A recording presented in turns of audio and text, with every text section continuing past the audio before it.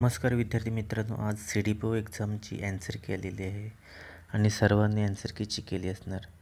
Answer की बघण्याच्या पूर्वी जर आपण जो एक्झाम जी परीक्षा झालेली आहे त्याचं जर ॲनालिसिस केलं तर बहुतेक मुलांना जो आजचा 2018चा जो पेपर आहे तो पेपर सोपा वाटत आहे.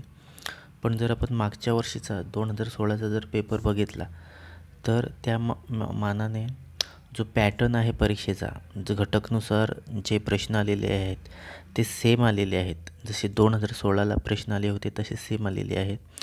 फक्त जे काही प्रश्न आहेत, खास करून जे राज्यघटनेचे प्रश्न आहेत ते वन लाईनर किंवा जे मानवी हक्काचे जे प्रश्न आले ते वन लाईनर आलेले आहेत. जे जसे की मागच्या वर्षी 2016मध्ये सुद्धा तसे सेम सोपे आले होते.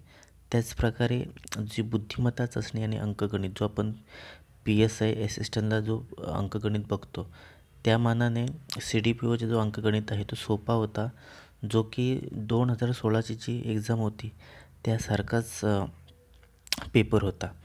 जो प्रश्न येतो ते जे मूळ जे 4 घटक आहेत, बालविकास, महिला विकास किंवा समाजशास्त्र, मानसशास्त्र, व्यावसायिक समाजकार्य, हे जे प्रश्न आहेत या प्रश्नावरच जो तुमचा कट ऑफ आहे तो कट ऑफ तुमचा अवलंबून असणार आहे.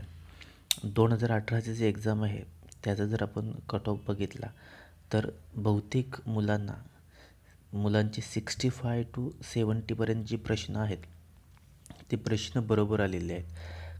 काही मुलं फक्त असणार की ज्यांचा MPSC प्लस जे हे 3-4 घटक जे आपण आता बघितले, मानसशास्त्र, व्यावसायिक समाजकार्य, परफेक्ट असणार. अशीच मुलं 10-20 मुलं फक्त 70 क्वेश्चनच्या पुढे असणार, खास करून जे MSWची जी मुलं असतात ती. बाकी सर्व मुलं ही 65 to 70 या प्रश्नापर्यंतच असणार आहेत. त्यामुळे जो यावर्षीचा जो कट ऑफ लागणार आहे, जो माझ्या मते अंदाजित तो 130 ते 134पर्यंत लागणार आहे.